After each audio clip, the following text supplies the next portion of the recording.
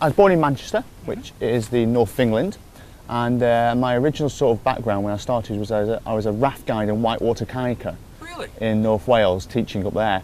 And then when I did sail as well in Manchester.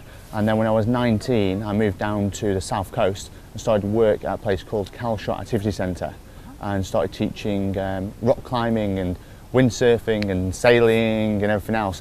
And obviously, as you're maybe aware, the sailing in the UK is really based around Southampton and Cowes. So I got involved then from dinghy racing up to the larger boats you see today.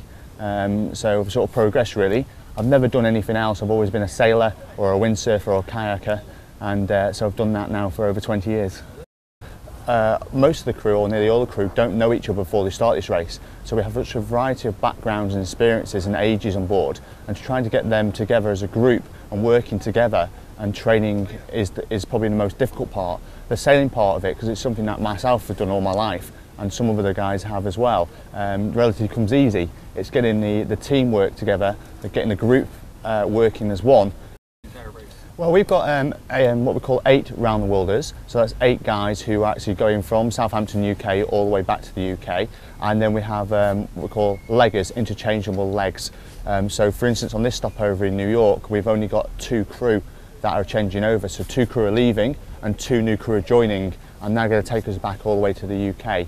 Our largest crew changeover was probably in China, where we had up to 8 people interchangeable there. But I mean, everyone gets involved, everyone has to sort of, on the same level here. The most thing we're concerned about, or one of the things I'm concerned about, is the safety on board. So we do a lot of training for safety, man overboard procedures, how to wear your life jacket and harness and where to clip on is the best way. And that's the sort of thing we have to iterate the most really before they get involved in with the actual crew work. But yeah, it can be very difficult from coming from a nice house possibly with a big bed and everything else involved, a TV and video and stuff to watch, to coming down to living on a pipe bunk for a year, and the only privacy you say is a lee cloth, and we have a sort of try and keep the limit of about 20 kilos of personal kit to try and keep the weight down the boat.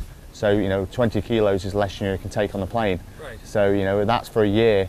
So luxuries do go out the window, but you see when we get to port, a lot of them just disappear off and find a hotel. 15% of the crew have actually done a lot of pre-sailing before.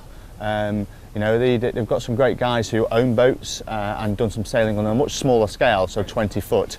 And then obviously we're coming to almost a 70-foot boat. So, sometimes crew with no sailing knowledge is much easier to train because they just follow the systems that we've got in place. Where if you've got crew members who've done a lot of sailing experience, they have a lot of ideas to put in, which is great. But we do things a certain way, and we've got to sort of keep up with that really. Yeah, no, absolutely. So obviously, when they sign up for Clipper, we do these what we call our level 1, our introduced sailing. So they do a week on board the boat. So they all come on board and they jump on board for the week, and the skipper and mates take them out and start their training really. And they do 4 weeks of training, level 1, 2, 3 and 4. 4 being normally the week before pre-race start. And during that training, the skippers and mates assess their ability of safety on board the boat, if they get seasick, the vulnerabilities and stuff like that really, and write quite a detailed report on it. And from that, that goes to the Clipper office, and then they assess the notes that we've sent, plus their previous background. So if they're a doctor or an engineer or something like that, they'll get spread across the fleet really. Nationality also sometimes plays a part. If you've got a doctor who's an American who wants to sail an American boat, then they'll try and put them onto the boat. Now I run a 2-watch system, so I run 6 hours on, 6 hours off during the day, 4 hours on, 4 hours off at night, which rotates every 2 days. So if you do the 6 in the morning until midday one day, the next day you'll do it the afternoon somewhere. So they get quite a bit of rest, because obviously rest is very important, because if they're tired they can make mistakes, and mistakes lead to accidents and so forth and damage really. So I run a 6-4 rotation, which I've done that since the start of the race, and it works really well. So I have 18 crew on board. Out of those crew, 2 of them do something called a mother watch. So we take 2 people, 1 person off each watch, and put them into cooking, cleaning, that sort of thing. So they'll be up at 6 in the morning, they'll do breakfast for everybody, they'll do the cleaning, sort the heads out, clean the floorboards, wipe everything down with Milton disinfectant and give everything a nice clean atmosphere downstairs. Then they'll make lunch and then probably have a couple of hours off before they start dinner, and then do all the washing up after that. And then after they've made the bread, they'll probably finish about 8 o'clock in the evening, and then they've got from 8 in the evening all night off till they join the watch system the next day. So they get a good 12-hour period of rest as well. I quite like meat. I'm not a vegetarian, unfortunately. So I have a freezer on board, and when we get to here, we buy vacuum packed meat that's pre-frozen, and that goes into our freezer. So we have quite a variety of meat, chicken, beef on board and stuff, so we can make bolognese, chicken curry, meatloaf is one of my favourite nights, meatloaf and mash. So we have quite a varied menu, but we have an 8-day rotational system. After each leg, we have a crew meeting, and then we vote on what the meal was the best and what was the worst, and then sometimes we'll change a couple of meals round, so we're not always eating the same thing. My most enjoyable leg for me was from Geraldton, Australia to New Zealand, Tauranga. It was a very, very challenging race through the Southern Ocean there. Halfway through the leg, or very shortly after Tasmania, we managed to damage our mainsail quite severely.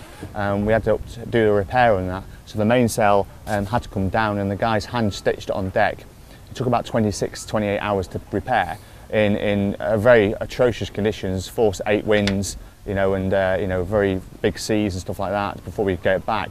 And we finished 3rd in that race. So it was a very challenging race, and the guys sort of there got on with the job that needed to be done, didn't complain about it, and then put the effort in, and that was sort of the most challenging and also the most rewarding for the crew, I feel.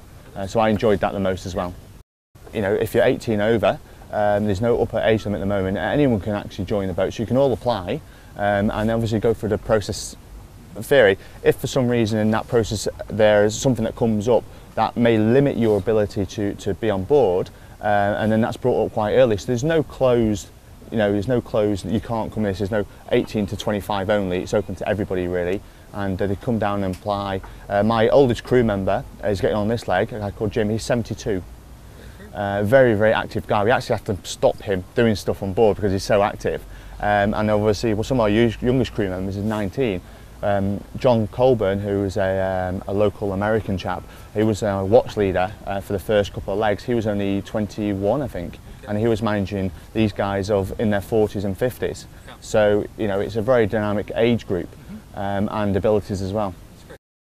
So my advice would be to, if they're on board, to be patient, and work with the skipper and the crew to get the boat running as much as possible. So almost sometimes leave your personality to one side and just join the boat ethos and throw yourself everything into the boat, and they'll get much more enjoyment out of it.